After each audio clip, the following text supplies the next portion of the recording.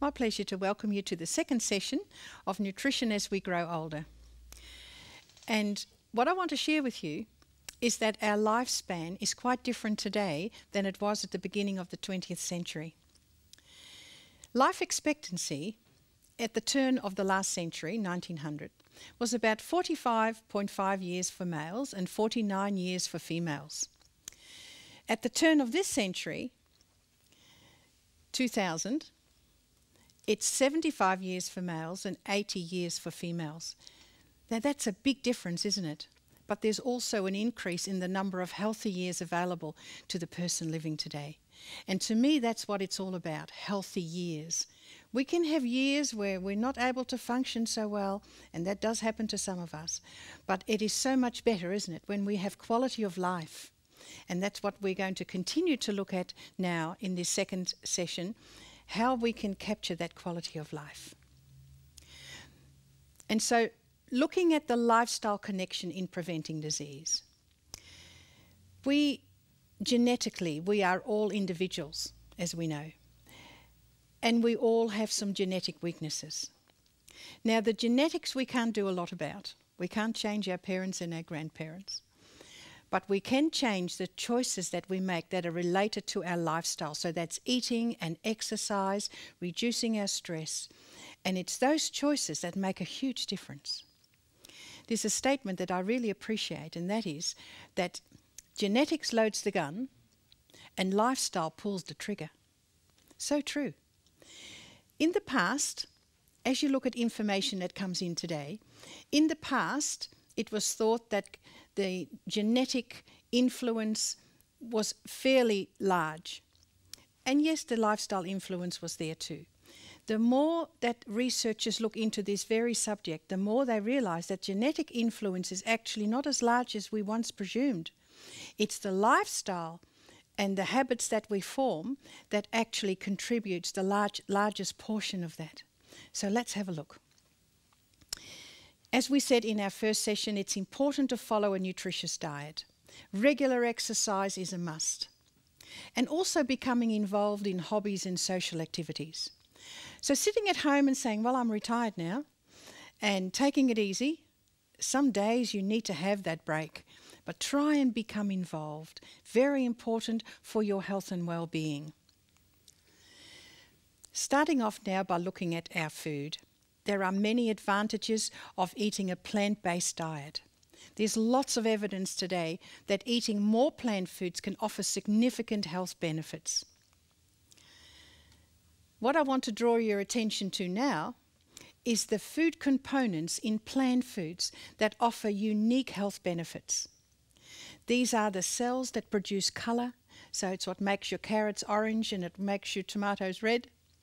The cells that produce taste and the cells that produce aroma or smell in the foods have always been important because we like our food to look good and to taste good.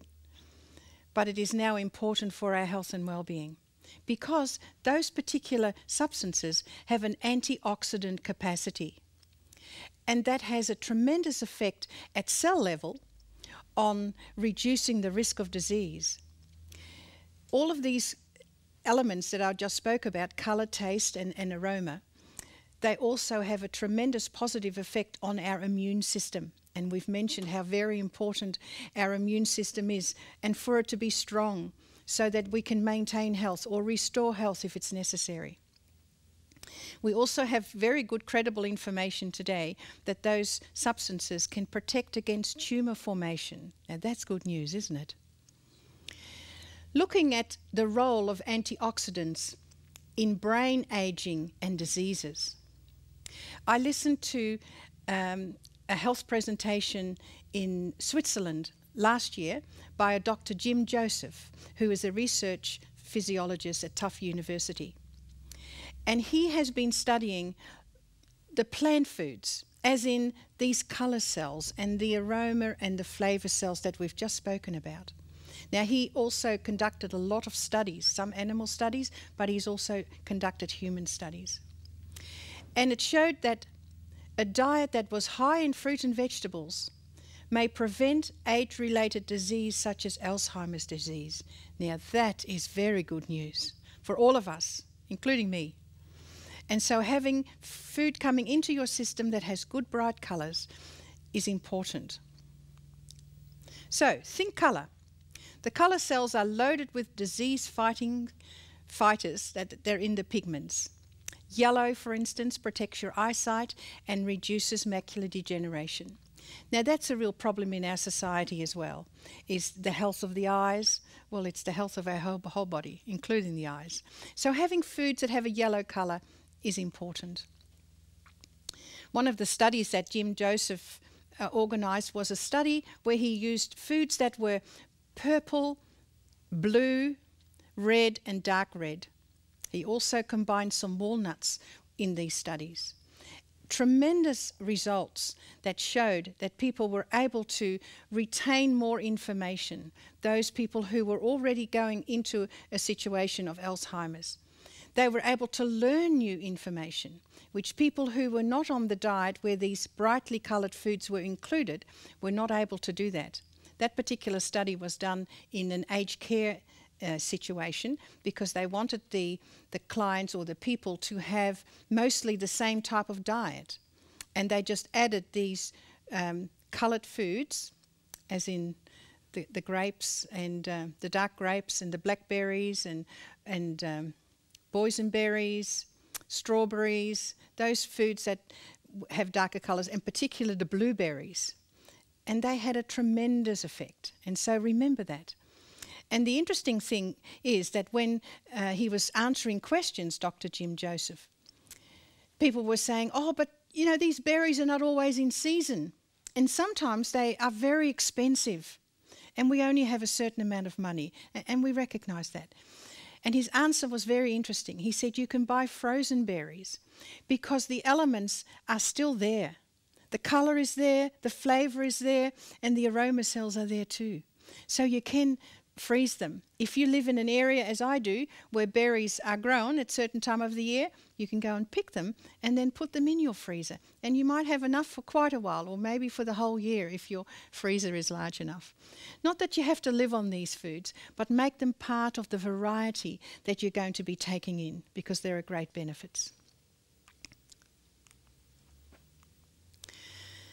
And so the diet that Jim Joseph used, in addition to the berry fruits and the nuts, such as walnuts, increased the health span in ageing, and it slowed the ageing process, delaying the process of debilitating neurodegenerative diseases. Again, that is wonderful news for all age groups, but particularly as we are starting to get a little older and perhaps our memory is not as good as it once was. And maybe there are certain things you're recognising that you're not so happy with. So try including these foods as part of your variety. What I'd like to do now is to have a look at the health of your heart. We know how very important the heart is. Well, every part of us is important. But when that heart stops, we haven't got a lot left, have we? And so the heart is about the size of your fist. Now that's surprising to many people, because when I first learned this, I was sure that my heart would have been twice as big as that. But it is considered to be the size of your fist. And with reasonable care, it should keep pumping 70, 80, even 90 or more years. Just looking at some performance facts and figures. A normal heart beats around 60 to 80 times a minute, which can increase to 180 beats per minute.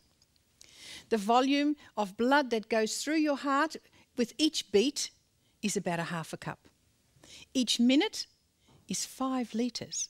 And each 24 hours, which is one whole day, you'll be surprised to learn that it's 10,000 litres. I'm so glad that we don't have to press any buttons or work out how our heart functions, because God designed our bodies for our hearts to keep on functioning.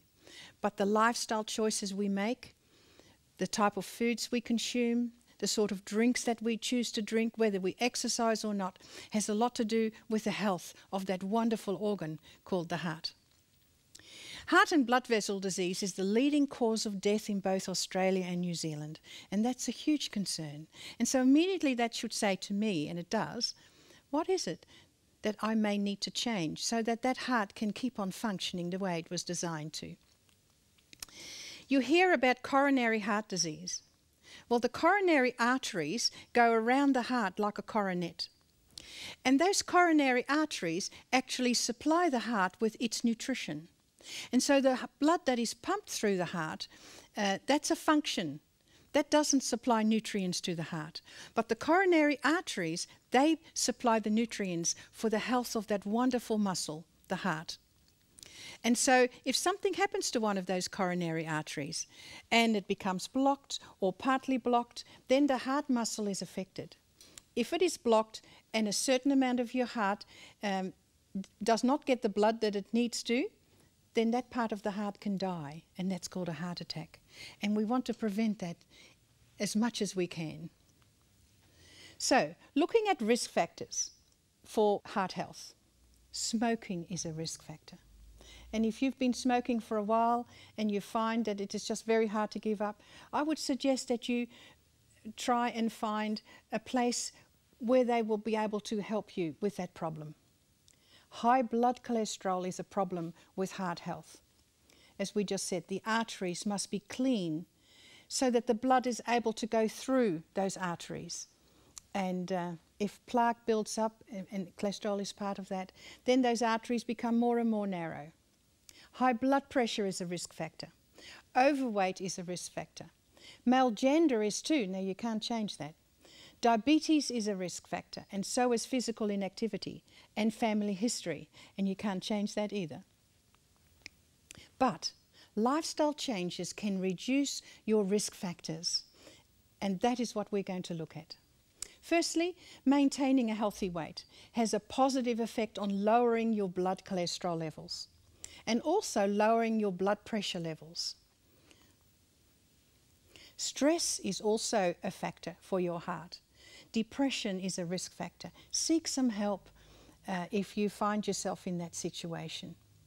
Significant events like bereavement, earthquakes, terrorist attacks, etc., that can leave you with feelings that are very disturbing. But if you find that they are ongoing and you don't seem to be able to walk past them or move past them, seek some professional help. Negative thinking and feeling discontented is also one of the risk factors. Again, we live in a world that, in my opinion, has gone terribly wrong, and there are certainly lots of things in our world today that are negative. Try not to dwell on them. There are positives too. Sometimes you have to look fairly hard to find a positive when you find yourself in a situation where you sort of think, well, there's really nothing left. And there are people who find themselves in that situation. Please get some help. There are positives, and try and look what those positives are. This is disturbing. I've called it the hard facts of life, and it's the heart, not hard. Every 10 minutes in Australia, someone dies from heart and blood vessel disease. Now, that is a huge concern. It doesn't say that every 10 minutes someone has a heart attack. It says every 10 minutes someone dies from heart and blood vessel disease, which means that every hour of every day, not only when we're awake, but 24 hours, every hour there are 6 people who die. So if you look back and say, okay, it is now 2 o'clock, since 1 o'clock, 6 people are not alive anymore that were alive prior to 1 o'clock. That's a huge concern, isn't it? And that also tells me that I need to be more careful with the foods I choose to eat, that I need to be more careful with other lifestyle habits, that I have some exercise, that I try and feel relaxed, and again look at the positives, not the negatives. People who follow a vegetarian diet have some protection from coronary heart disease. Evidence shows that 24% of people who follow a vegetarian diet have a lower risk of dying from heart disease, and this is mainly due to a lower blood cholesterol and a lower intake of those saturated fats. Saturated fats are the fats that are solid at room temperature, mainly in animal foods, but you can also get them in processed plant foods. Manufacturers have a way of solidifying plant oils, and once they are solidified, they use them in the production of biscuits and cakes and slices and pastries, etc. Because when fat is solid, it has a longer shelf life. And as manufacturers and as shop owners, they don't want their products to be going off in a few weeks' time. And so that is why these solid fats are used. Now, if you have a tiny bit coming in here and there, that's probably not the worst. But many people have a lot of these fats coming in on a regular basis from animal foods, from dairy, as well as from processed foods, whether they're sweet or savoury. And so the blood cholesterol then starts to rise, and you might say, well, how come? When we have more saturated fat coming in than what the body is able to deal with or to handle, the liver actually is triggered to make more cholesterol. So there's more cholesterol going into your body than what your body is able to use. And you might say, does my body use cholesterol? Oh, yes. Every cell of your body needs cholesterol, and that's why your liver makes it. But an excess that is produced by your liver, which is stimulated through saturated fat, these solid fats, that stays in your bloodstream. There is a good cholesterol called HDL that takes some of it back, but a lot of it will be left, and it is deposited on the artery linings, and over the years those arteries become more and more narrow, and I'm sure that you've heard that story. And so again, the choices we make in the food we eat, the choices we make whether we exercise or not, has a lot to do with the health of your body inside. We want it to look good on the outside, I do too. But the inside of our bodies can be quite sick, even though the outside might be looking all right. And so for vegetarians, as I've just mentioned, they have a lower intake of these saturated fats. But the benefits are equally, as well as the fat content, are equally because of the natural substances that are in our plant foods that are so protective. These substances that we've just talked about, the colour cells, the flavour cells, and there are other substances in our plant foods too that are very protective, and the ones that have been particularly picked out for heart health, as in being positive, are soya foods, whole grains, the variety of the various grains, nuts, fruits and vegetables. So it is just as much due to the positive effect of those plant foods as to the reduced fat content of the diet. So, looking at heart health, we need to keep active. We need to include protective foods, and we've just spoken about them, which are the plant foods. We need to maintain a healthy weight, very important. We need to keep an eye on the type of fats that are coming into my system. And if you haven't done that before, and you're starting to say to yourself, well, maybe I better have a look. Look at the sort of foods you're eating regularly. Look at the sort of fats that are in there. And say, well, maybe I need to make some changes. High blood pressure is also a risk factor for heart disease. And if you haven't had your blood pressure checked for a while, good idea to check your blood pressure. Go to see the doctor and have your blood pressure checked. There are many people who have got an elevated blood pressure and don't know, because you don't get too many symptoms. I think by the time you get symptoms, it's actually a little bit late. And so have that checked, particularly as we get older. And if it is high, and if you're following all the healthy eating and living rules and it's still high, you may need some medication, because it does need to come down. I've had people say to me, well, Sabella, I do everything right. I go for a walk and I eat good food and my blood pressure is still high or my cholesterol is still high. So it's not related to my lifestyle. Well, that's very sad when that happens, but occasionally it does. We are individuals and there are different stimulus in our system that is different from one person to the other. And you can actually do most things right and you can still have a problem. Then medication is very helpful, because it does need to come down, both your blood pressure and your cholesterol level, for you to reduce your risk of heart disease. So all that we've talked about for heart disease, the bonus is that these guidelines will also lessen your chances of developing other chronic diseases. Now that's good news, isn't it? And the first one, or the next one, we've just talked about heart disease. The next one we're going to look at is how we can reduce our risk of cancer. Now, some cancers can be prevented, but we prefer to use the wording reduce the risk, because really even all the experts don't know everything there is to do about cancer. And this is from the World Cancer Research Fund. I really appreciate that large group of people who are fairly heavy into research on cancer, that they are an organisation that's not associated with any company or any other health organisation that they're promoting. And today you need to look at that when you look at research, say now, who is actually sponsoring this? Because if a particular company is sponsoring this research, sometimes they have a vested interest. And I think you've probably caught up with that. Well, the World Cancer Research Fund, they are not connected to any organisation, and they do not publish anything until it has been verified or peer-reviewed in various parts of the world, and I really appreciate that. So it's not a study that might have been done just in a little corner somewhere, and they've come up with some tremendous results.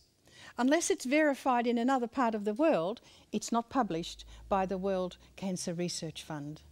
And so I do really appreciate those people. And this is what they've come up with. And this is from their latest study, which was conducted, or it was finished in 2007. So just a few years ago. They only do these studies about every 8 or 9 years. And they found that food, physical activity, and weight actually played the central part in reducing the risk of cancer. Now, isn't that interesting? Food, physical activity, and weight. Now, there are other factors, and they also had them in their research, but these were the 3 main areas, and they used them as their guidelines when they've published this paper for the world.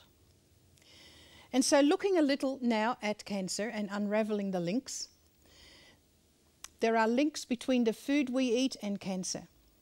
It's estimated today here in Australia that 35 to 40% of cancers are in some way related to the foods that you and I choose to eat. That's pretty high, isn't it? That's a little less than half.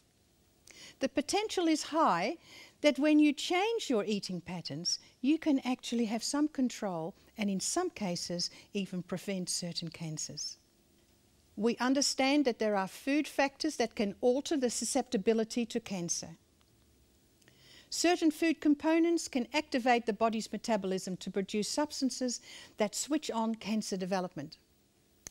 And so if we look at chocolate, and we look at milk, we look at cheese, and maybe a piece of meat and a piece of chicken, there is something that all those foods have in common. And it is saturated fat. It's that fat that we just spoke about that is solid at room temperature. And it is that fat that actually increases your risk of cancer. So not only does that fat increase your risk of heart disease, but it also increases your risk of cancer. That's why that statement just before, which did come from the World Cancer Research Fund, that when we follow those guidelines, not only will you have better heart health, but you reduce your risk of cancer as well. If you look at the digestive tract, you'll find that the cancers of the oesophagus, the stomach, the pancreas, the bowel and the rectum are very strongly influenced by what we eat and drink. And again, it's those fatty foods that come from a solid fat source, which a lot of takeaway foods now have in them, and a lot of processed foods as well, sweet and savoury. But it also comes from alcohol. And so cancers of the digestive tract, if you like, are very closely related to what I choose to drink, and alcohol is a huge concern, and so is that solid fat that we spoke about. So how do I protect myself? Well, number one, cut back on fats, especially these solid fats, which are called saturated fat. There's good evidence from both animal and human studies that excess saturates increases your risk of several cancers. Number two, eat more fruit and vegetables. And here in Australia, we are very, very fortunate. We have a wonderful variety of fruit and vegetables available to us. So enjoy them. Find some recipes where you can include more. Have something raw at least once a day. Now, the fruit is easy to have raw, but have some raw vegetables too. Maybe a little salad just on the side of the plate of your vegetables. Number three, avoid overweight. This was really stressed. And in past studies that have come through, we haven't always been so aware that obesity raises those chances of hormone-dependent cancers. You know the cancers: breast, cervix, endometrium, and prostate. It has become very clear that these type of cancers are really promoted, if you like, through having too much fat. We're not talking a few kilos overweight, we're talking obesity. Number 4, eat more fibre. Fibre plays a key role in the prevention of cancer of the bowel. Wheat bran in particular has been shown to be very effective through its laxative effect. And in our first session we looked at fibre, didn't we? And the importance of that fibre, and there are 2 different types. This is the insoluble that actually helps the waste to leave the body the way it was designed to. Number 5, avoid. We haven't always had that word either, but today, through all these studies, avoid salt-cured and smoked foods like smoked fish, hot dogs, corned beef, bacon and ham. These foods contain nitrates and nitrites, compounds which in the stomach can form nitrosamines, and these are among the most potent agents of stomach cancer. So folks, stay away from those foods. And you might say, well, I really like them.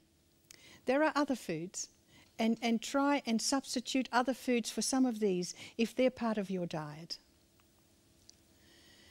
Number 6, and again that word avoid. Avoid alcohol, particularly if combined with smoking, is associated with cancers of the mouth, the throat, the oesophagus and the rectum, especially for people who consume beer. And interestingly, this is more harmful for women than for men. And it is bad enough for men, so it is actually worse for women. And so the conclusion of that wonderful report that was released a couple of years ago: to reduce the cancer risk, eat less fat, in particular these solid fats. Eat less meat. Cut it out altogether if you can. Less grilled and fried meat if you're going to include meat. Less fish. Eliminate alcohol. Maintain an ideal body weight. Exercise regularly. And consume more fibre-rich cereals, more of our beautiful fruit and vegetables. And so that was the last on cancer. And now I would like to have a look at diabetes. Diabetes, unfortunately, has become a huge concern in our society. So let's have a look at diabetes. You may have diabetes, and you know, and I want to tell you that you can manage diabetes so that you can still have some quality of life. But if you haven't got diabetes, I'd like you to know exactly what it is. Diabetes has reached epidemic proportions in Australia and globally. 275 Australians develop diabetes type 2, and we'll talk about the different types in a moment, every day. But half of them are undiagnosed. Why? Because they haven't ever gone to have a checkup. So again, like we said with blood pressure, go and have a check, maybe once a year, particularly as we get older. And if you have some diabetes in your families, have a check and just see whether your blood sugar is normal.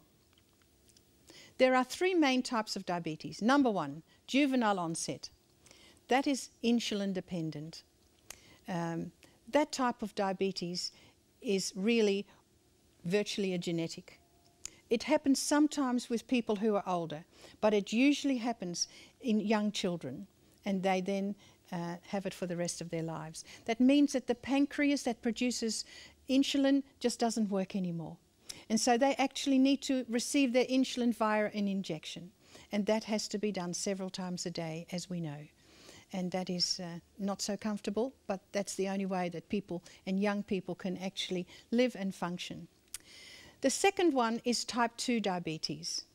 This is the diabetes that is very much related to your lifestyle. It's called mature onset. But you know what really concerns me today? That we have young people as young as 12 and 14 who have mature onset diabetes, and they are not even mature yet. When I was a little younger, diabetes type 2 often occurred between 35 and 45 years of age. Today it is actually occurring in young people. and that's because of the food choices they make and the lifestyle choices, which are the wrong ones, and that's very unfortunate. The third type of diabetes is called gestational diabetes, and this is usually temporary, only during pregnancy. But once you have had this type 3, then you're at greater risk of getting type 2 as time goes on, particularly if your lifestyle and your diet is not so good. Currently, diabetes is the 6th leading cause of death in Australia. And you might say, do we have a cure? Unfortunately, not at this stage. But on the positive side, you can live a good life by learning about the disease and managing it. Why does this happen? The pancreas, as I mentioned before, is a large gland that sits behind the stomach, produces no insulin or insufficient insulin. And so if there's no insulin, well then you need to have the injections of the insulin, because insulin takes the glucose into the cells for energy. If that insulin isn't there, the glucose stays in the bloodstream and it goes higher and higher, and it then damages organs, and it damages your heart, damages your eyes, and a lot of other things too. There can also be normal or increased insulin production, and so your pancreas can be producing insulin, but it's not effective. And you might say, why? If my pancreas is producing insulin, how come it's not effective? When people are overweight, obese, there often is, and we're individuals and it doesn't happen to everyone, but it happens to many people.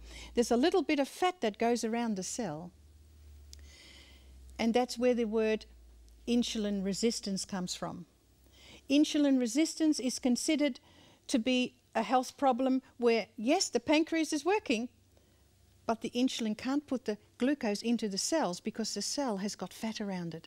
And so the insulin and the glucose stay in the bloodstream, and that's not good.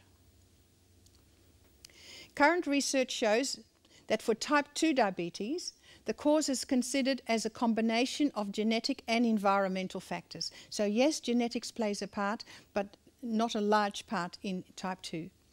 High blood pressure, overweight, insufficient activity, and poor diet. They are the areas of concern that research has shown up. Diabetes increases the risk of disease of the following organs.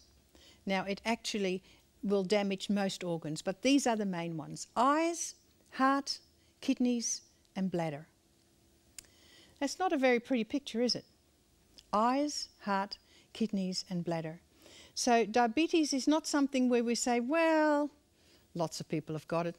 They're still going. I'm going to be all right. If you have diabetes, you need to learn to manage it, and you can still live a life, and you can still experience some quality of life. And that's the good news. But the best news of all is for all of us who do not have diabetes, and how do we prevent it? And so maintaining fitness, weight loss, if necessary, following a good diet will minimize the complications associated with diabetes. So that is if you've already got it. For prevention, then again, we follow a healthy lifestyle as we've been sharing with you. And that to me is the best way to go. And so for people who have diabetes, what about the nutrition? People with diabetes have the same nutritional needs as everybody else. They need to eat a balanced diet, choosing from a wide variety of foods. A healthy diet is based on mostly whole grain breads and cereals, vegetables including legumes and fruits. Animal food should only form a very small part of the diet. Added fats such as butter, margarine and cooking oils, snack foods, sugary sweets and drinks, only in small quantities sometimes. You might say, wow, that's pretty strict. Think about it and think of the benefits. Start substituting. Instead of having my chocolate biscuits, I might have a piece of fruit. And there are various beautiful fruits in season from one part of the year to another. And so look at those and have something in its place. Healthy eating is important if you have diabetes because it helps you to maintain general good health. It gives you some control over your blood glucose levels. It will achieve normal blood fat levels, and that is also very, very important. Maintain healthy blood pressure, maintain healthy body weight, and prevent all those complications that diabetes actually brings us. I now want to have a look at depression and how that also affects our whole system, and including developing type 2 diabetes. This is a study that was done over a 10-year period with 4,681 men and women. Those people with high depression scores were 57% more likely to develop diabetes type 2 than those that had low scores. Again, we've already mentioned it. Our lives often become concerning, they become difficult, we don't know where to go. I've had people who say to me, I turn the news on, by the time the news is finished, you know, I feel stressed because there are lots of terrible things happening in our world. Please don't take all of those with you to bed and start rehearsing them in your mind. I'm a Christian and I actually leave them with our wonderful God. Otherwise, you'll find that your health will decline. And as those studies just showed, 57% of people who have a lot of stress actually develop diabetes type 2. So that is another factor, and that's very unfortunate. Physical activity. This is looking at managing diabetes. Along with healthy eating, physical activity is very important. So be as active as you can. Try and do at least 30 minutes of moderate physical activity each day if you can. Start off with a short amount of time if you're not used to doing that regularly. All right. You might say, well, where am I going to get some help? If you need some help, you can see your doctor, your local community health centre. You may want to go and see a dietitian or a diabetes educator. They are very helpful. Diabetes Australia is an organisation that is there to help you. And there's also an International Diabetes Institute.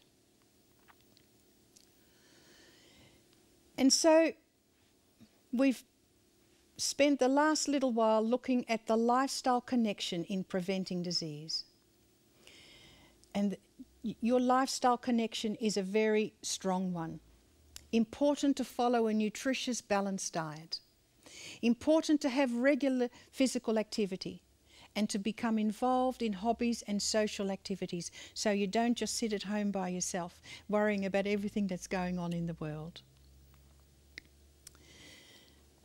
And this is the last. I just want to wish you all the very best and give your body the best because you are the one who's going to benefit. Thank you.